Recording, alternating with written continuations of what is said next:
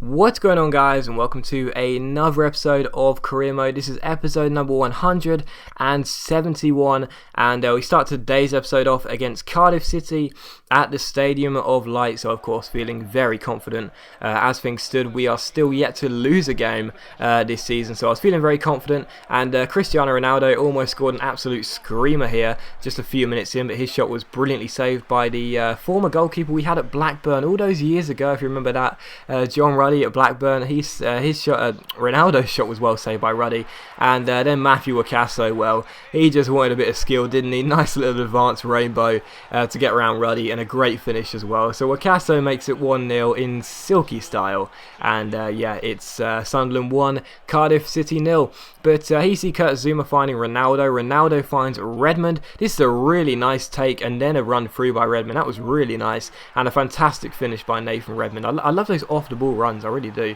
And yeah, Redmond made it Sunderland 2, Cardiff 0. What a great signing he's been. Fantastic step up. And yeah, Sunderland 2, Cardiff 0. But just before half time, Mason gets the ball here and flicks the ball over. I can't actually read whose name that is, but anyway, the ball got given straight back to him by Manini, and Conway came through, and unfortunately for us, Craig Conway made it Sunderland 2, Cardiff 1. So Cardiff back in the game here, but just after the halfway mark, Cristiano Ronaldo stepped up here and took a free kick, scored against Manchester United, and almost scored here just into the side of the net. John Ruddy was scrambling across his goal to make the save, but it did go just wide of the post. So still Sunderland 2, Cardiff 1, and here you see Cardiff down the left hand side here trying to get that equalising goal, and again, so very unlucky there as the ball ends up hitting the post. Cardiff were doing everything they could to try and get themselves an equalising goal, but here you see Ronaldo taking aim just wide of the post. That was such a great strike, and he got very unlucky there. But in injury time, Redmond finds Ronaldo, Ronaldo finds Redmond.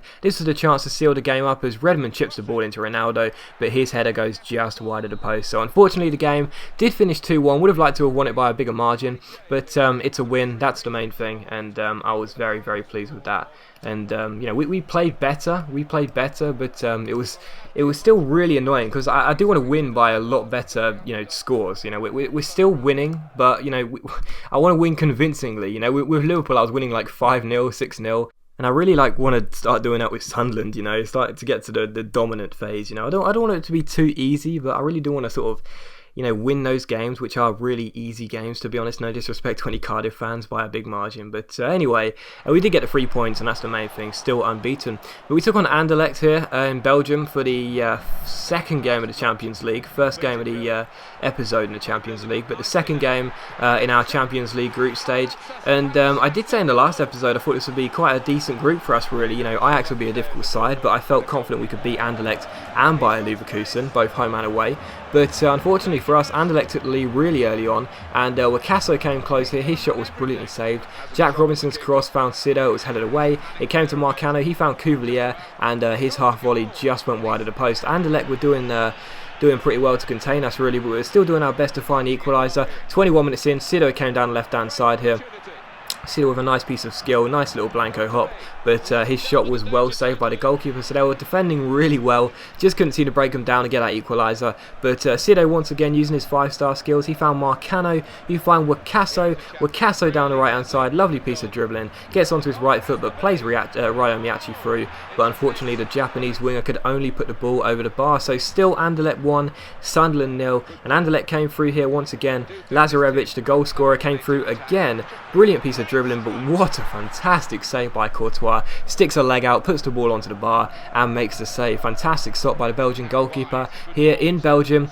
But once again Anderlecht came through here, and unfortunately, well, it was just my luck, wasn't it? Courtois makes a great save, but he pushes the ball onto the foot of Cristiano Manini, our captain, and unfortunately the ball rolls into the back of the net. So unfortunately it's another own goal for Manini. That's his second since he's been here at Sunderland, and yeah, that is Anderlecht 2, Sunderland 0. So it looked like we were going to get 0 points here and have our first loss of the season, but Sido was playing quite well, found Wakaso played the ball into Jonathan Sido. Sido managed to find space here, get onto his right foot, take aim. The shot was blocked, but it did come to Florent Cuvelier, there. Another Belgian who scored, and that made it Anderlecht 2, Sunderland 1. But that was how the game finished. Unfortunately, we do get 0 points, and that is our first loss of the season. So not really bad, to be honest, for the amount of games we played to have our first loss of the season. But yeah, a bit annoying, because that's a game we should at least be picking up a point in, and that's disappointing to lose that game. But hey, we've got to come back to England and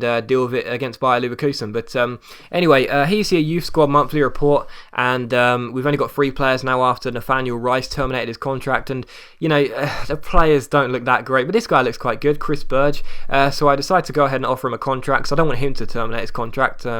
You know, he's the sort of player I don't want to lose. But here's the squad report, first of the month, of course. So here is the squad report, and of course, look at Courtois, man, 89 rated. He's going to be the first 90 rated player in the side. It's got to be Courtois, doesn't it? Courtois, Zuma, Manini, Yelen. There are so many players that could reach 90 first, but my money's on Courtois. But yeah, so it's a great squad. It's a great squad, and yeah, this is what I was talking about over the past couple of episodes. It's a Champions League squad, you know, it really is. The last squad was good, but was it a Champions League squad? Not entirely sure, but now it definitely is. Some fantastic players in here. And look at Marcano as well, finally starting to improve his physical attributes. It's taken a while, he's up to 79 now. Finally, he is looking like a decent player, so I'm going to start using Marcano a little bit more. But Ronaldo, as you can see, on the downslope, of course, no real surprise, being the old man he is. But here's a look at the league table. The first time this season, currently sitting 3rd place, 3 teams on 16, Chelsea in 4th with 15, so tight start, good start. 4 teams looking quite strong, so yeah, looking pretty decent, and yeah, we'll just have to do our best to keep the pace for good. But Chris Burge, that youth player you just saw, accepts the contract, and we're not going to be playing him, of course, but he is in the squad. It does mean he won't be able to terminate his contract, and yeah, he's got some decent stats, and we'll try and loan him out in January, and he's got a good long shot and shot power stats, so that's not bad, and some decent work rates for playing CAM, and of course 4-star skill moves, which is nice. So yeah, not bad for a teenager, and we'll try and send him out on loan in January. But yeah, we take on Spurs here at White Hart Lane in the next game, and of course we're still unbeaten in the league. We've still won every game but one. Against Newcastle we drew, so I was feeling very confident. And Sim found Ronaldo here just before half an hour was played. Wakaso played the ball out wide to Townsend. This wasn't the best of counter-attacks by me, but we still managed to get our way, make our way through.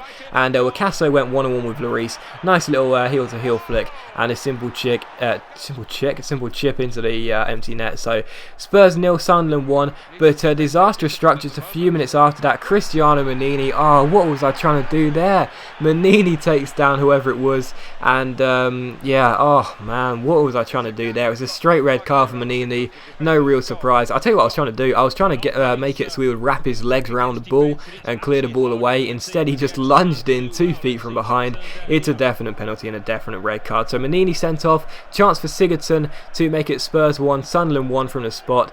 But Courtois, what an absolutely fantastic save by the Belgian, right in the top corner, pushes it out wide for a corner. And yeah, absolutely fantastic save by Courtois.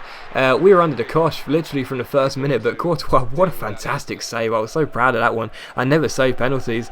But yeah, Spurs 0, Sunderland 1. We were still down to 10 men, but we were still counter-attacking like we had 11 men. And Cristiano Ronaldo beat Kyle Walker here. Brilliant piece of strength by Ronaldo. Here's the Ronaldo chop, and his shot just fired wide of the post. We managed to hold on and get the win. It was a really boring game. I thought Spurs would press us a lot more, considering they had the man advantage for the whole of the second half, but they didn't. It finished 1-0, and Manini is going to be suspended for the next game against West Brom, but we get the 3 points, and I'm very, very pleased with that one.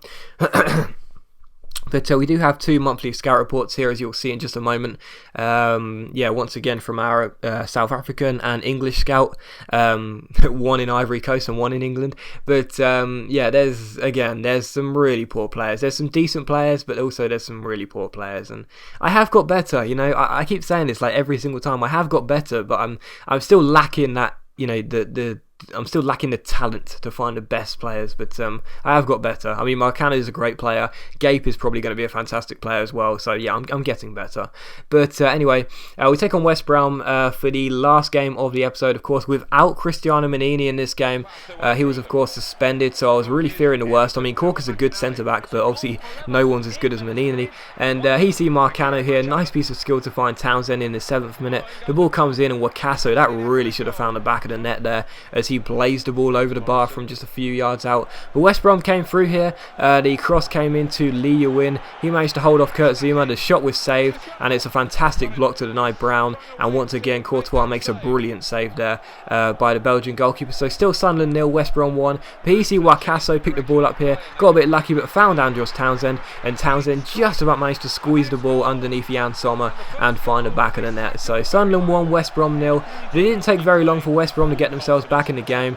Brown found Lee Yewin, he found Allen found James Morrison, and unfortunately the deputy Stephen Corker, standing in for Cristiano Manini, makes a bad challenge, and the referee is forced to give a penalty. So Courtois, could he become the hero once again and make it 2 penalty saves in a row? Unfortunately he couldn't. He dived the same way, but unfortunately the penalty taker went the opposite way, and Lee Yewin made it 1-1 here. So the score was levelled, unfortunately, and West Brom again attacked it well, but Sim makes a great challenge here. The ball finds Redmond, who finds Wakaso. What a great ball by Marcano to find Andros Townsend. Townsend down the left hand side here. Nice little fake shot and a simple little chip finish into the empty net. So Townsend, Skinning Towns makes it Sunderland 2, West Bromwich Albion 1. Fantastic to be back in front in this game, but West Brom, they weren't going to lie down and just accept defeat. What a great ball this was to Lee Yewin, but I don't know where Corker was. The ball came to Lee Yewin, 1-on-1 with Courtois. Could he finish?